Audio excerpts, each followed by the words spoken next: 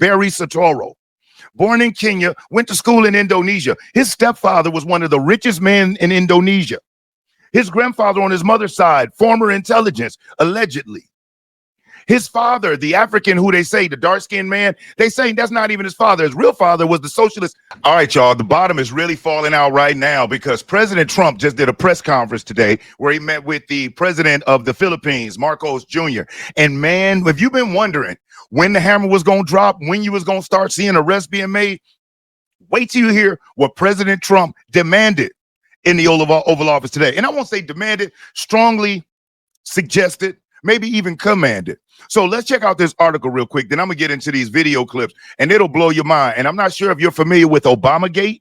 Wait till you hear about Obamagate. Matter of fact, I got a short clip I'm going to show you of Obamagate, and that's coming out here soon. So let's get into this Reuters article where it really goes into what's going on. Now, in case you missed it, National Secretary of Intelligence, Kristi Noem, through her research, and Tulsi Gabbard, Tulsi Gabbard, who's over the NSI. I apologize. Tulsi Gabbard's with the NSI. Tulsi Gabbard, through her digging and through her research, what she did is she scraped, scratched, and clawed, and they came across classified information that was classified to the point that Obama and his cronies never thought that it would be found. They did not bank on the fact that President Trump was going to put together such a team that when they came into office, they thought they would be so preoccupied with things going on in the present and going to the future that they would never have enough time to go back and dig through the past.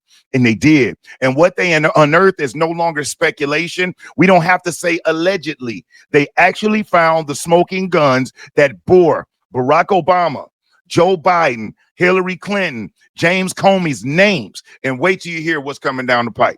So right here it says Trump accuses Obama of treason in escalating 2016 Russia probe attacks. This is Washington, July 22nd. President Donald Trump accused former President Barack Obama of treason on Tuesday, blaming him without providing evidence for leading an effort to falsely tie him to Russia and undermine his 2016 presidential campaign. Now, if you notice how Reuters says without providing any evidence, they didn't say he didn't find any without providing it. The evidence is there. Tulsi Gabbard, the president, has seen it. It exists. But these left-wing extremist outlets, they always want to try to pepper these things with a little bit of doubt when it's fact. But then when they come out with a completely BS story that they like to state as fact coming from anonymous sources, they don't have this type of hesitation or this type of hinting that it may be untrue. When they're throwing out BS like the letters that Trump gave Jeffrey Epelator, and y'all know who Jeffrey McMean, you know that right, who I'm talking about. They say Trump gave him letters with a lady drawn on it nude and all that without any verification. They haven't provided any proof that the letters exist. They haven't shown anybody the letters. And where did it come from? Letters from 2003 just coincidentally pop up right now with all of this melee about some files that nobody really cares about from this creep of a pedo dude. But they found it, right? BS. But then this story, which has actual evidence, they want to say without providing it. Remember that. That's BS.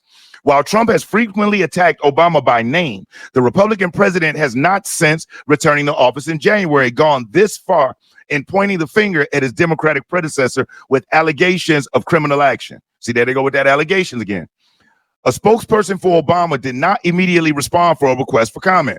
During remarks in the Oval Office, Trump leaped on comments from his intelligence chief, Tulsi Gabbard, on Friday, in which she threatened to refer Obama administration officials to the Justice Department for prosecution over an intelligence assessment of Russian interference in the 2016 election.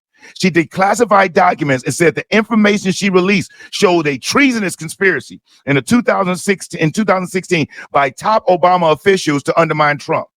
It's there. He's guilty. This was treason, Trump said on Tuesday. They tried to steal the election. They tried to obfuscate the election. They did things that nobody's ever imagined, even in other countries. An assessment by the U.S. intelligence community in 2017 concluded that Russia, using social media disinformation, hacking, and other Russian bot farms, sought to damage Democrat Hillary Clinton's campaign and bolster Trump.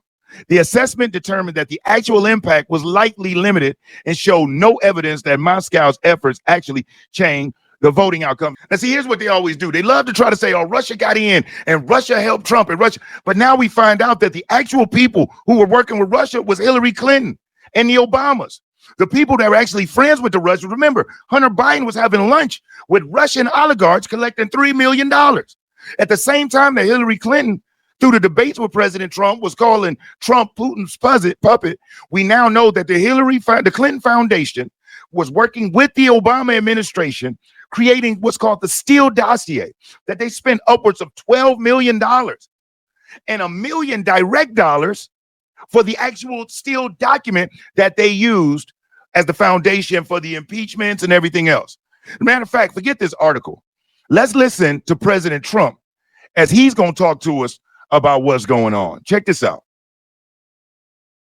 From your perspective, who should the DOJ target as part of their investigation? What specific figures in the Obama administration? Well, based on what I read, and I read pretty much what you read, it would be President Obama. He started it.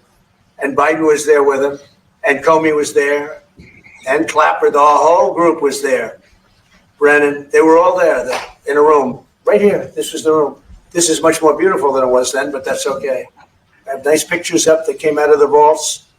They were there for 100 years. This is much more beautiful. We have the Declaration of Independence now in the room, which wasn't here. I guess people didn't feel too good about putting it here, but I do. But you know what? If you look at those papers, they have a stone cold, and it was President Obama. If you're enjoying this video, do me a solid, hit that thumbs up, because I will never ask you for a Cash App or a Super Chat, but you hitting that like button, it really helps spread the information out. And if you aren't subscribed to the channel, subscribe. And if you are subscribed already, or you're subscribing today, make sure that you hit the notification bell and select all. That way you'll be notified when I upload new videos, because YouTube sometimes struggles with the notification. So hit all so you get notified. Thank you. It wasn't lots of people all over the place. It was them too. But the leader of the gang was President Obama. Barack Hussein Obama, have you heard of him?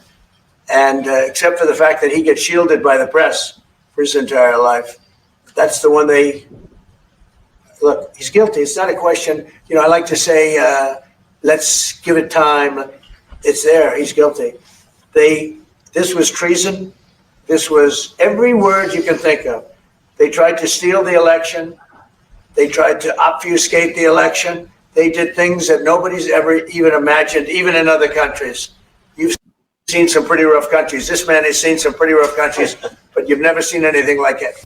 So, as you heard him say, they got documents with Obama's name on it, dead to rights. Joe Biden and the lamestream left-wing media, they're acting as if, they don't know what's going on. Or like you saw in that Reuters article, hey, he hasn't provided any evidence. What do you mean? Tulsi Gabbard has provided the evidence. They just don't want to believe it. And you even have people now saying, well, Obama won't be in trouble because remember, the Supreme Court said that presidents have immunity. But that ruling just kicked in. When Obama was in office, that wasn't a thing yet. So they want to get all and people trip me out. Now that we're talking about what Obama did, they got him caught dead to rights. And they want to bring up Trump. Well, Trump. I'm so sick of that. And right now, the Republican Party, MAGA, Trump, whatever you want to call it, that movement is working hard to make the country better. And I had a discussion with a guy who said, Brian, you're a part of a cult. I said, a cult, huh? I said, so one, the country do better, one, to have secure borders, one, to have the economy good, one, the kids in better schools, one, to protect our young girls. That's cult-like behavior. I'm like, well, if that be the case, then color me that. And if that's what this is, what do you call the side that you're on then, where they want to open the borders, kill unborn babies, destroy education, make everybody dependent on the government? What do you call that? Because people like rooting for the good, like being like the word MAGA is bad. And I say, MAGA is make America great again. If you're not for that, what are you for? And now you see all these Democrat people starting to backpedal, especially after Obama came out and said that boys need to have a gay man in their circle to tell them about their father. These Democrats are evil, they're demonic, and they're scoundrels. Most people don't even know Barack Obama grew up as Barry Soetoro. Born in Kenya, went to school in Indonesia. His stepfather was one of the richest men in Indonesia. His grandfather on his mother's side, former intelligence, allegedly. His father, the African who they say, the dark-skinned man, they say that's not even his father. His real father was the socialist freedom fighter, Frank Davis. And when you go look at Frank Davis and you compare that to Obama's look versus quote-unquote Barack Obama Sr., the super ultra dark-skinned black man from Kenya, who was only around for 2 weeks, and they want you to believe impregnated this woman and had this boy. Oh, and coincidentally, the fact when he married her, he also got a visa. They don't want you to know that when Barack Obama took office, the very first executive order he did was sealed up his records.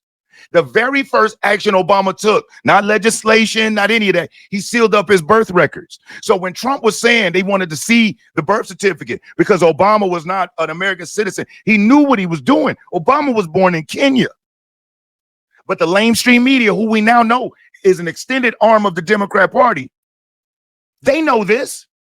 Why would Obama seal up his records? Why, when you go back to the high school, to the private high school in Indonesia, there's only one, and I don't even know if you'll be able to find that anymore. There was only one documented ledger with Barry Soetoro in it. His classmates knew him. They even have class pictures with Barry. He didn't become Barack until they plucked him and sat him inside of Chicago in his mid-20s as a community organizer, but got these people thinking he grew up in Chicago and was a part of the struggle. He went to Harvard and Columbia. You don't go there on government grants and financial aid. You get what I'm saying? He was the president of the Harvard Law Review, the very first biracial one. They were grooming him. His story is so similar to Kamala Harris, it's almost making you think the Democrats breed politicians. They were breeding the next generation because they said, the color is spreading around the world. So we need our next leaders to have some melanated skin so they could seep in there, because they knew the typical old look for the Democrat Party wasn't going to work to keep moving minorities and keep them in line on that Democrat plantation. So they had to find a way to darken the faces. And Obama was the very best one because he had that Cheshire cat grin and was destructive as hell. Manipulated and lulled everybody to sleep. But listen to this next clip of President Trump as he blasts Barry some more. But what we found is even more so. Now, we found absolute, this isn't like evidence, this is like proof, irrefutable proof that Obama was seditious, that Obama was trying to lead a coup, and it was with Hillary Clinton, with all these other people, but Obama headed it up. And, I get a kick when I hear everyone talks about people I never even heard of. It was this one. No, it was Obama. He headed it up. And it says so right in the papers. Got everything. This is the biggest scandal in the history of our country. And it really goes on to even the auto pen, because it all relates to the same thing. It all started, the same sick minds. You have an auto pen, which is a tremendous, well, we don't have a president. We have an auto pen that signs everything. I'll bet you sign everything. You don't have auto pens. Everybody, who doesn't sign? You're the president of a country. But it's all that whole thing leading right up to the end of it is the auto pen. And the auto pen was used by people, and Biden knew nothing about it. They were signing documents that he knew nothing about. As an example. Wow. Let's move on to the next one, huh? The witch hunt that you should be talking about is they caught President Obama absolutely cold, Tulsi Gabbard. What they did to this country in 2016, starting in 2016, but going up to 2020 in the election. They tried to rig the election, and they got caught. And there should be very severe consequences for that. When we caught Hillary Clinton, I said, you know what? Let's not go too far here. It's the ex-wife of a president, and I thought it was sort of terrible. And I let her off the hook, and I'm very happy I did. But it's time to start, after what they did to me, and whether it's right or wrong, it's time to go after people. Obama's been caught directly. So people say, a group. It's not a group. It's Obama. His orders are on the paper. The papers are signed. The papers came right out of their office. They sent everything to be highly classified. Well, the highly classified's been released. And what they did in 2016 and in 2020 is very criminal. It's criminal at the highest level. So that's really the things you should be talking about. Now, check this out. Now, President Trump posted this the other day, and this is a video of Obama getting arrested. Check this out.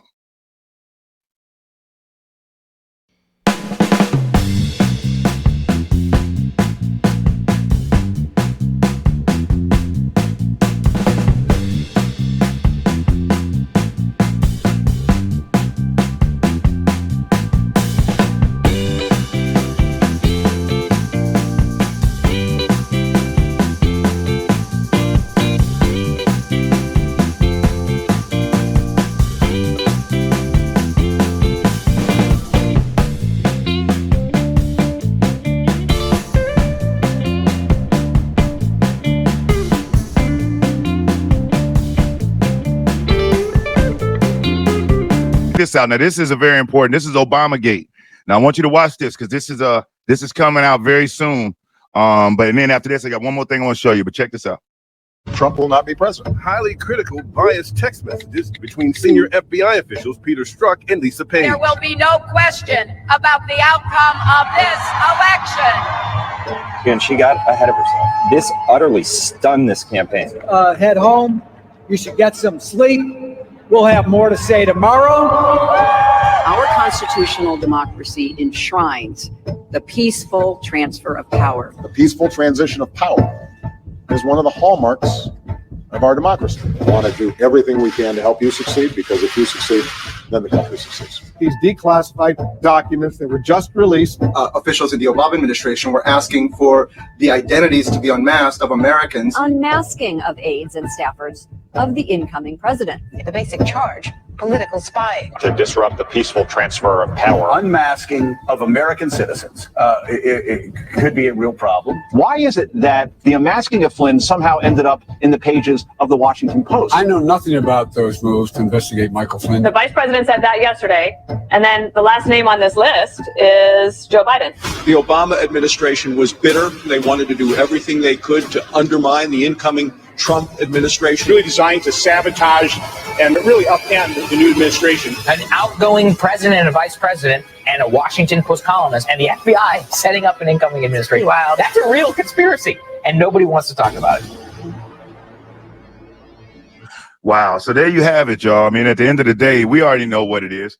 We know they tried it. And when he got in 2016, that really showed they underestimated the will of the people. We already know the polls always severely underestimate the influence and how good President Trump is doing. Just like when they said, oh, the epilator stuff, and y'all know when I say epilator, what I mean. Oh, it's hurting Trump politically. The next day, CNN did a poll, and like Trump's approval amongst conservatives was at 90%. So if CNN is saying 90%, it's probably more like 98%, 99%. But they wanted all of us to feel like other people were falling by the wayside. No, none of us voted for him over anything that had to do with Jeffrey Eppilator. None of us. And so you got those fake, you got those liberals out there that act like they're Trump supporters because they throw on a MAGA hat and a shirt and get in front of the camera. And the mainstream media loves to run with it. But yet every person I speak with, that's a Trump supporter or a conservative, man, they don't give a crap about that. The pedo is dead. Long lived, good riddance to him. You know, maybe they should dig him up and bury him again. Nobody cares about that. It would be great to get to other people that were involved. But what does that have to do with making sure our children has a good education, our border secure? Nothing. Those same creeps that are involved in that, we'll get to them. Let's take care of us and handle the business first. And so that's what it seems like we're doing. So I just wanted to bring that to you just so you know. If you've been wondering when the hammer was going to drop, that's the first time that I've heard President Trump say, yes, it's time to go after people. He hadn't said that at all. Now they want to try to start calling him a fascist. But when they went after him, you didn't hear anybody calling Joe Biden a fascist. Oh, they said no one's above the law. Where's all that? No one's above the law. Now we're not hearing that. Remember, Obama, nobody's above the law. So Obama should stick his chest out and man up and come here and get his punishment like a good boy, you know. But hey, I digress. So I'm glad that you checked in. And listen, be on the lookout. The Real Politics podcast platform is being built, is being developed to where you'll be able to go. And, you know, we limited to what we can say on YouTube, but we got more stories that go more in depth, real topics that we don't have to worry about getting censored, where we can actually interact and enjoy coming soon. So be on the lookout for that. Other than that, thank you so much for watching up to this point. Hit that like button if you haven't already. Subscribe to the channel if you aren't already. And other than that, I want you to stay safe and you be great. I'm Brian Maxwell saying I look forward to seeing you at the top. Over and out, y'all.